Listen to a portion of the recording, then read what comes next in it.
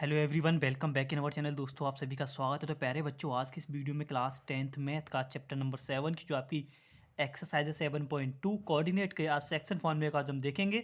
इससे पहले एक्सरसाइज 7.1 में हमने डिस्टेंस फॉर्मूले से किस तरीके से आपसे वेरियस क्वेश्चन आपसे बनते हैं एग्जाम में। बिलीव करिए, आपका कम से कम 3 से 4 मार्क्स का ये आपका कोऑर्डिनेट ज्योमेट्री वहाँ पे आने वाला है। एक शॉर्ट में मिलेगा और आपको देखने को मिलेंगे इसके ऑब्जेक्टिव भी। ओके, और हो सकता है आपका यहाँ पे वेरी शॉर्ट में भी आपको देखने को मिले। तो देखिए, बने रहिए आप हमारे साथ। बात करते हैं आज एक्सरसाइज 7.2 की। कोशिश की जाएगी क्वेश्चन 1 2 3 तक आपके कराए जाएं। तो सबसे पहले इंपॉर्टेंट थिंग्स है, इसके फॉर्मूले को हम देख लेते हैं, ठीक है ना।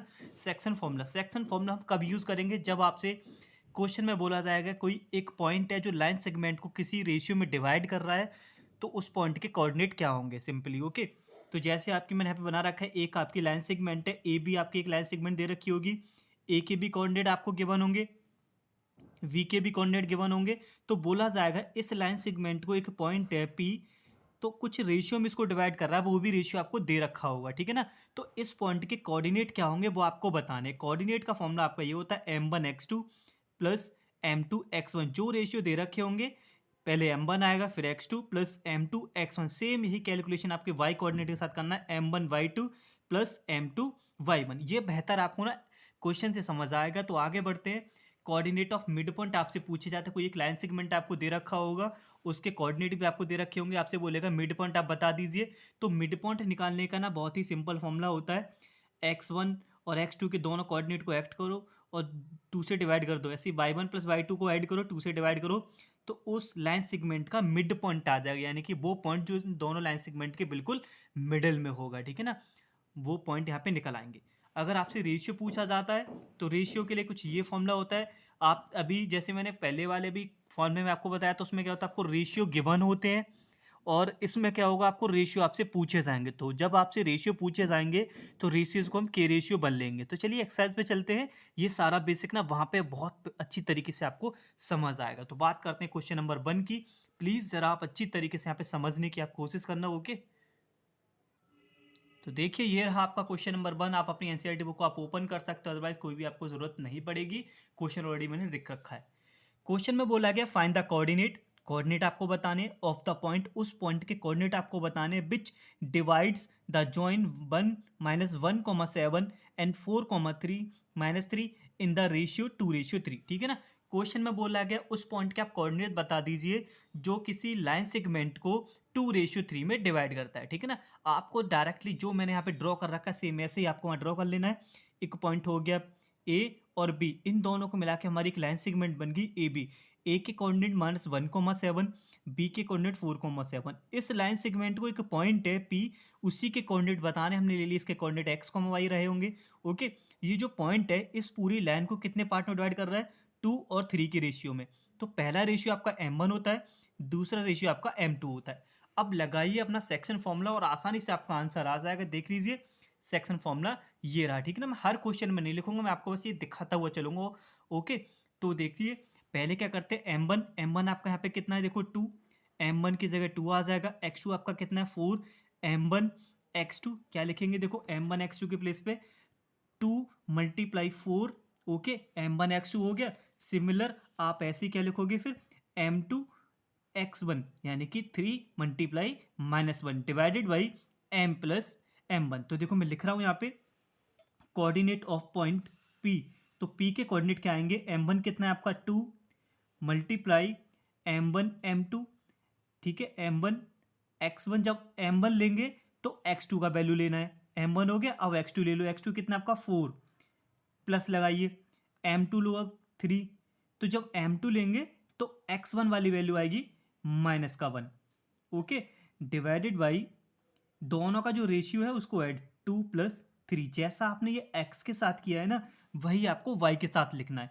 m1 लिखो पहले 2 × m1 हो गया 2, अब मल्टीप्लाई सेकेंड वाली, अब m1 ले रहे हैं तो y का 2 लेंगे, अब -3 प्लस लगाओ। अब यहाँ पे जो माइनस वाले पार्ट है उनको ब्रैकेट में लिख देना है, ऐसे ना मल्टीप्लाई में चल रहा है।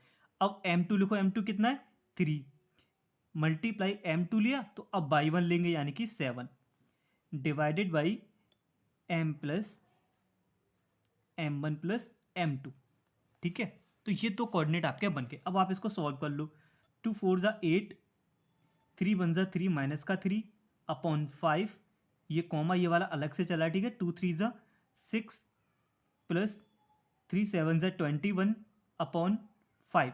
ओके ना, अब आप इसको इजीली आप यहाँ से सॉल्व किया जा सकता है। 8 माइनस 3 आपका 5 होता है, 5 अपॉन 5 मल्टीप्लाई 21 माइनस 6, जब आप करोगे प्यारे बच्चों यू विल गेट 15, 15 अपॉन 5। तो आपके ये कोऑर्डिनेट यहाँ से आपके निकल आए, 5 से 5 बन जा 5 एंड 5 3 ज़ा 15। सिंपल सी कैलकुलेशन रही आपकी। आपको क्या करना है, जो जो डाटा दे रखा है डायरेक्ट फॉर्मूले में लगा दो। m1 के प्लेस पे 2 आ गया, फिर x2 लेना है 4 आ गया, ठीक है ना। ऐसे ही इस फॉर्मूले में लगा देंगे और आपको इस पॉइंट के कोऑर्डिनेट निकल आएंगे। ओके, उम्मीद करता हूँ आपको ये सब कुछ समझ आ गया होगा। तो चलिए बात करते हैं क्वेश्चन नंबर 2 की। तो क्वेश्चन नंबर 2 जरा आप ध्यान से समझिएगा, ट्राई सेक्शन वाला क्वेश्चन है और आपका एक एग्जाम्पल भी है। एग्जाम्पल को आप खुद करना तो आपको ना लगेगा कि हमें समझ में कुछ आ चुका है। तो देखिए question number 2, find the coordinate of the point of trisection of the line segment joining point उसके दे रखे 4 -1 एंड -2 -3, ठीक है ना। एक लाइन सेगमेंट है ए बी, ए के कोऑर्डिनेट हमने 4 -1 लिख दिए, बी के कोऑर्डिनेट 2 -3 लिख दिए, ठीक है ना। अब देखो, अब बोला गया ट्राई सेक्शन। ट्राई सेक्शन का मतलब क्या है, ये जो लाइन सेगमेंट है वो आपकी 3 पार्ट में डिवाइड हो रही है। मैंने 2 पॉइंट लिख दिए पी और क्यू, यानी कि एक पार्ट यहाँ से ए से पी के लिए हो गया, एक पार्ट हो गया पी से क्यू के लिए और एक पार्ट हो गया क्यू से बी के लिए। यानी कि ट्राई सेक्शन का मतलब क्या हो गया, वो लाइन जो आपकी 3 पार्ट में डिवाइड हो रही है, ठीक है। उन 2 पॉइंटों को मैंने पी और क्यू ले लिया, पी और क्यू इस लाइन को 3 पार्ट में डिवाइड कर रहे हैं, ठीक है ना। अब आपसे बोला गया है तो इनके ही आप कोऑर्डिनेट बता दीजिए, इन दोनों पॉइंटों के जो इस लाइन को ट्राई सेक्शन में बदल रहे हैं, ठीक है ना। हमें पी के कोऑर्डिनेट बताने हैं और क्यू के कोऑर्डिनेट बताने हैं। ओके, तो अब जो ध्यान से समझिएगा, ये जो लाइन है हमारी कितने पार्ट में डिवाइड हो रही है, 3 पार्ट में। तो जो P है हमारा फर्स्ट पार्ट है यहाँ पे, अगर मैं इस Q को हाइड कर लेता हूँ, जरा ध्यान से समझना, अगर मैं इस Q को हाइड कर लेता हूँ तो जो मेरा रेशियो बनेगा कितने का बनेगा, ओवरऑल कितना पार्ट थे इसमें 3। तो अब आगे क्या रह गया, एक मेरा यहाँ रह गया 1 और पीछे P से V तक का जो पार्ट है वो 2 रह गया, यानी कि 1:2। जब हम P को काउंट करेंगे तो रेशियो चलेगा हमारा 1 और 2 का। तो देखिए इसके लिए भी मैंने अलग से लाइन ड्रॉ कर रखे समझाने के लिए। अगर मैं सिर्फ पी पॉइंट ही लेता हूँ, यानी कि क्यू को मैं हाइड कर लेता हूँ, तो पीछे वाला पार्ट 2 हो गया क्योंकि 3 पार्ट में लाइन डिवाइड हो रही थी। अब आगे वाला 1 रह गया, तो आगे वाले पार्ट को मैंने ए से पी के लिए 1 मान लिया और पी से बी के लिए जो पूरा पार्ट रह गया वो 2 ले लिया। फिर से वही सेक्शन फॉर्मूला हम यहाँ पे लगा देंगे।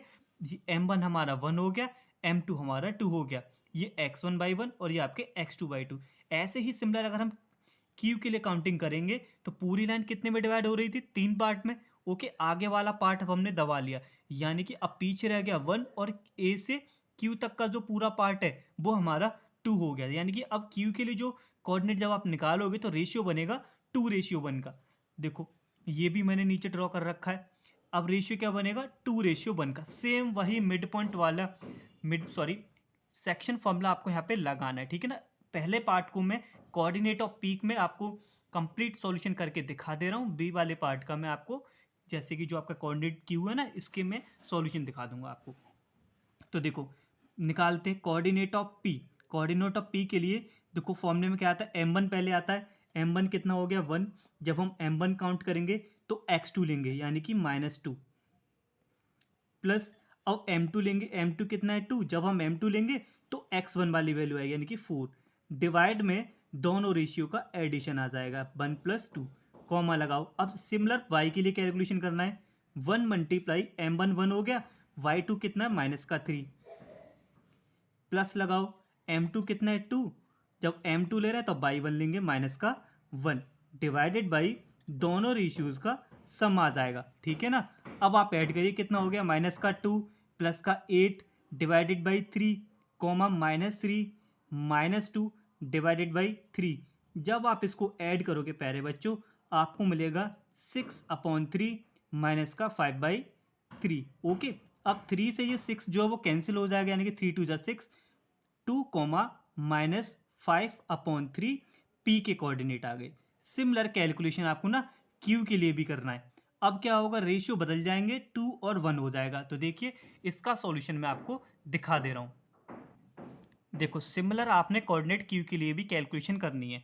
तो m1 आपका 2 हो गया, m1 × x2 -2, सेम वही पी वाली कैलकुलेशन थी, अब यहाँ पे जो रेशियो वो चेंज हो चुके हैं। ओके, आप खुद करिएगा तब आपको बेहतर समझ आएगा। तो इसके जो कोऑर्डिनेट हैं 0, -7/3 आपके आ चुके हैं। तो चलिए बढ़ते हैं आप क्वेश्चन नंबर 3 की तरफ।